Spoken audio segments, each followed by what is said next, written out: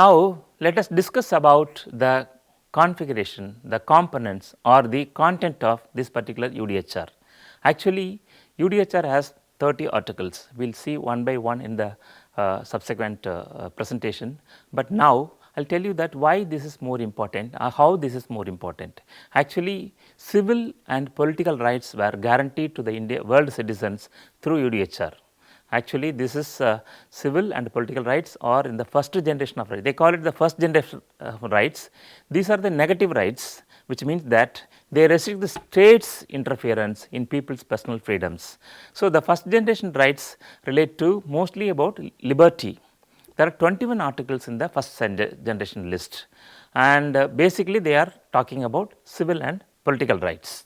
They are the rights that seeks to justify the physical integrity of the human being, and they include the right to life, right to liberty and personal security, freedom from slavery and discrimination and equality of human being, the right to recognition, nationality, effective remedy and right to own property, freedom from arbitrary arrest, freedom of movement, marriage, religion, thought and conscience. These are the major 21 articles. They deal about these kind of civil and political rights.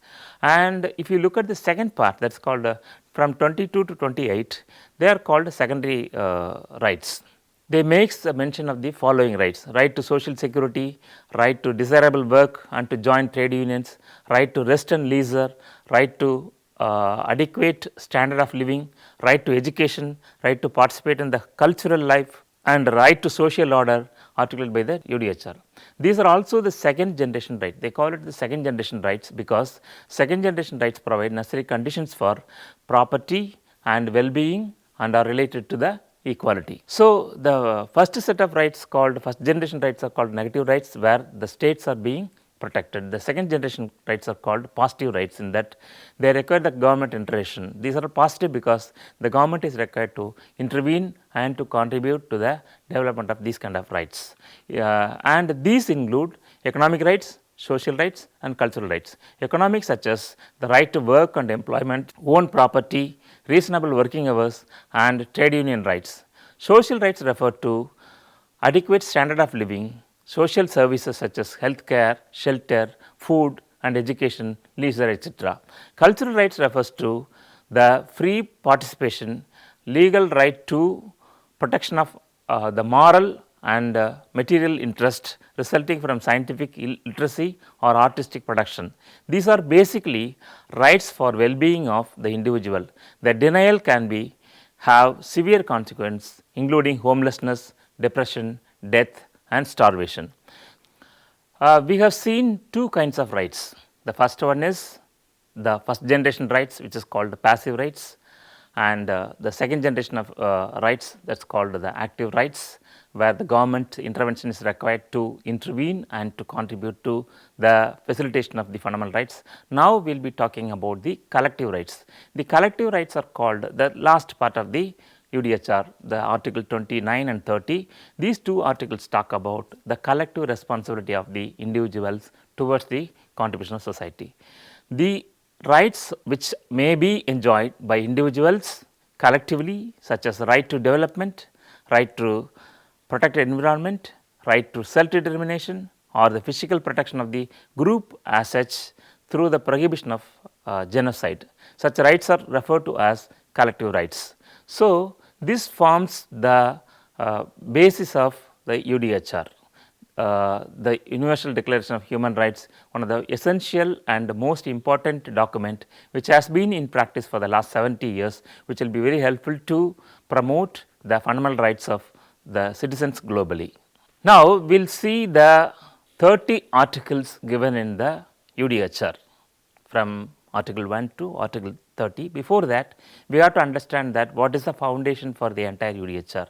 For example, the Indian Constitution has a beautiful preamble which forms the foundation for the Constitution of India. Same way, UDHR has its own preamble which gives the complete political ideology behind the entire document.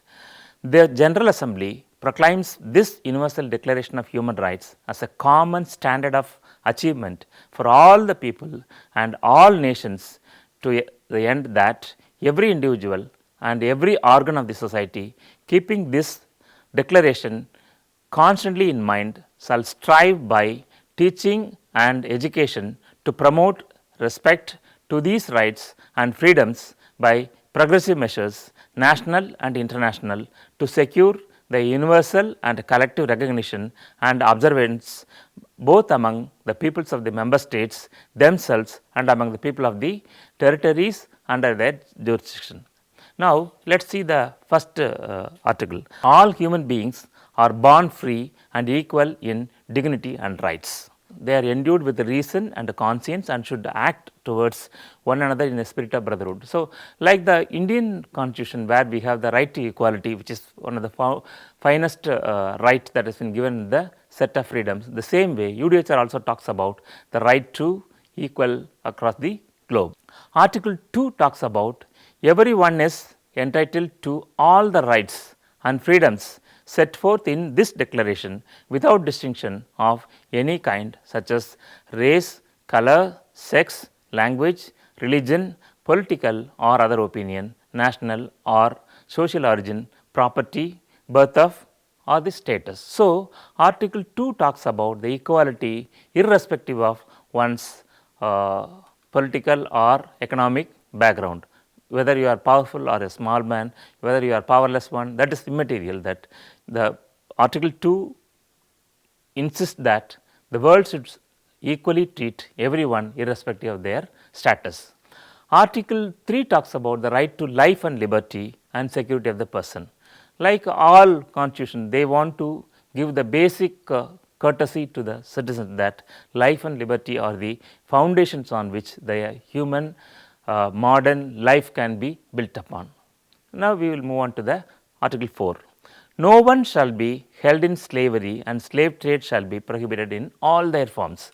So, nobody can be slaved. You can't traffic people from one place to other place, be it women or children, for any kind of work or job. So, it stops all forms of slavery. If you look at the world before say 1900, slavery is one of the worst form of art that has been used to control human being and extract work and not treat them on par with anyone. So, slavery has been completely abolished and that has not been encouraged in the entire document. Now, if you move on to the article 5, that talks about no one shall be subject to torture or go cruel, inhuman or degrading treatment or punishment.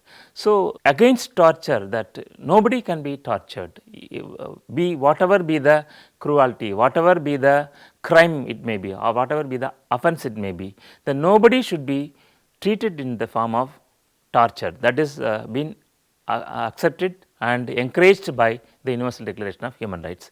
We will see article number 6. Everyone has the right to recognition everywhere as a person before the law. We need a recognition that unless we are being recognized, we cannot have called ourselves as human beings, right. We need to be, that is a basic requirement for a self fulfillment. Article 7 talks about all are equal before the law and are entitled without any discrimination to equal protection of law. So, all are before law and you will be protected by the law equally irrespective of your power structure. And article 8 talks about the right to an effective remedy. As we said that as the Indian constitution talks about the constitutional remedy, article 8 talks about effective remedy by a competent national or international court. You can go and knock the door to seek for your remedy. Next comes article 9. No one shall be subjected to arbitrary arrest, detention or exile. Nobody should be arrested. So, you can't arrest them, you can't without proper warrant or proper orders, that you cannot arrest anyone. Article 10 talks about everyone is entitled in full equality to fair and public hearing by an independent and impartial tribunal. This is the article 10, that whoever may be, that if somebody is being arrested for their particular offense, then he or she should be defending in the court of law, in the court of tribunal in his or her own case. Article 11 talks about right to be presumed innocent. We always say that Indian law is always treating the people until they are convicted, they cannot be called guilty. So, the same way international court also, international documents also make it clear that article 11 very particularly talks about that you will be innocent until the your commitment, your crime is being proven. Article 12 talks about no one shall be subject to arbitrary interference in his privacy. Article 13 talks about the right to freedom of movement and residence within borders of each state. From any country, if you want to go to any part of the world, then you should be permitted to leave the country, and it also insists that you have to come back to the country. If you want to come back, then you should be permitted to come back. Article 14 talks about the right to seek and enjoy in their countries asylum from persecution. Article 15 talks about everyone has the right to a nationality. We need to have a nation, and I should claim myself as a belong to the particular nation. So, nationality is very important, that has been guaranteed through Article 15. Article 16 talks about men and women of full age without any limitation due to race, nationality or religion, whatever it is, have the right to marry and to found a family. You should have the right to marry and to found a family. Article 17 talks about everyone has the right to own property alone as well as in association with others. If you want to buy a property, then you should be permitted as an individual or as a collective, as a family or as a group or as an institution, that everyone should have the right to property is guaranteed through Article 17. The next Article 18 talks about the right to freedom of thought, conscience and religion. And so, practicing on religion has been guaranteed in Indian constitution also. You can have faith, you can propagate, you can worship, whatever it is. The same way Article 18 talks about in UDHR talks about the freedom of thought, conscience and religion. Next comes Article 19. Indian article, we have seen enough about Article 19 in the Indian constitution. The same way Article 19 in UDHR also talks about the right to freedom of opinion and expression. This right includes freedom to hold opinion, not only to express. You can have your own, create your opinion, hold that opinion, that has been guaranteed. Now, we move on to the Article 20. Everyone has the right to freedom of peaceful assembly and association. This is one of the major rights. In India also we seen that based on our independence struggle, that we want to assemble, right, freedom to assemble, have union and other things have been guaranteed in the Indian constitution. The same way Article 20 of the UDHR talks about freedom to assemble. 21 talks about the right to take part in the government of this country directly or through freely chosen representatives. If you want to contest an election, if you want to politically participate in one thing, then that should be given in the article, that is article number 21.